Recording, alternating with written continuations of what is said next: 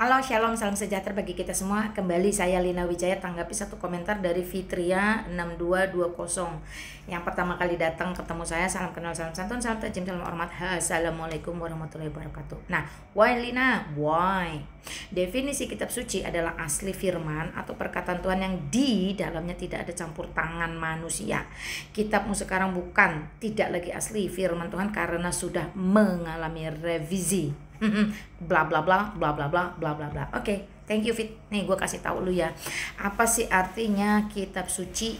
Kitabnya, bukunya yang suci, berasal dari pabrik suci, dikerjakan oleh karyawan suci, sehingga kalau mau dibaca mesti taruh di jidat dulu, dicium-cium, diendus-endus, baunya wangi atau enggak. Itu yang disebut kitab suci. Atau bagaimana?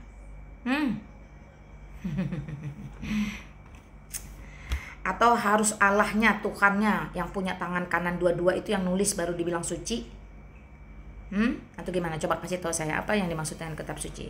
Sejatinya teman-teman perlu tahu, kitab suci adalah bukan kitabnya, bukan kertasnya, bukan bukunya, bukan tulisannya, bukan warna tintanya, tetapi esensi pesan makna yang tertulis di dalamnya karena diilhamkan Allah atau berasal dari Allah, itulah yang menjadi suci. Kenapa disebut suci? Dia menjadikan orang yang jahat menjadi baik, yang tidak mengerti menjadi paham, dan seterusnya. Artinya hasil dari isi pesan, makna, pembacaan ayat-ayat tersebut membawa satu pengajaran yang merubah perilaku atau karakter atau tabiat atau kebiasaan manusia.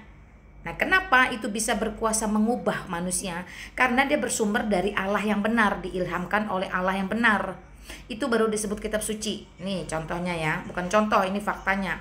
Di dalam 2 Timotius pasal 3 ayat 10 sampai 17 itu berbicara tentang pembacaan kitab suci. Iman bertumbuh di dalam penganiayaan dan pembacaan kitab suci. Jadi orang kalau baca kitab suci yang sumbernya dari Allah sejati, dia tidak akan disuruh jadi pembunuh.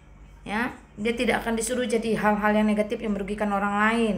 Karena apa? Karena di ayat 16 di situ tertulis segala tulisan yang diilhamkan Allah. Kitab suci itu loh, tulisan yang diilhamkan oleh Allah. Yang tulis siapa? Yang tulis ya tetap manusia lah. Kenapa? Karena Allah tidak mungkin bekerja melanggar hukum alam. Jadi Allah tidak mungkin pakai tangan kanannya semua untuk menulis, lalu gedebuk lempar dari langit dengan ketinggian berapa ribu kilometer, melanggar hukum alam. Itu Allah tahayul, itu Allah goib, itu Allah abal-abal, itu Allah buatan manusia. Karena Allah sejati tidak akan melanggar hukum alam. Sebab pada saat penciptaan langit dan bumi, hari 1, 2, 3, 4, 5, Ia menciptakan segala sesuatu sudah sangat baik, sangat sempurna. Jadi tidak mungkin dirusak, tidak mungkin dilanggar hukum alam itu dari kekekalan sampai selama-lamanya. Perhatikan, segala tulisan yang diilhamkan Allah memang bermanfaat. 1, untuk mengajar. 2, untuk menyatakan kesalahan. 3, untuk memperbaiki kelakuan. Dan yang keempat, untuk mendidik orang dalam kebenaran. Jadi kalau ada kitab ngaku-ngaku suci tapi suruh orang peranglah, penggallah, itu kan kitab suci, itu kitab setan ya teman-teman ya.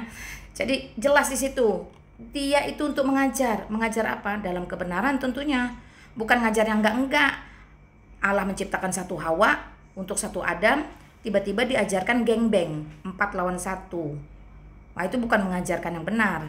Ya, itu merusak ajaran yang benar. Lalu untuk menyatakan kesalahan, ya, makanya Taurat Musa berkata, jangan berdusta. Ya. Tapi ujuk-ujuk boleh berdusta dalam 3 hal. Kenapa diplesetkan? Ya, menyatakan kesalahan. Ya, kalau berdusta itu pasti salah. Kenapa malah diizinkan dalam 3 hal boleh berdusta?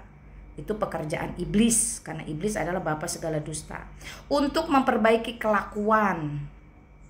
Contoh, kalau kamu berpuasa, minyaki rambutmu, cuci mukamu. Ya, jadi jangan kelakuanmu berpuasa petantang-petenteng, bikin rubuh warung orang. Jangan, ya itu kelakuan yang kayak gitu harus diperbaiki.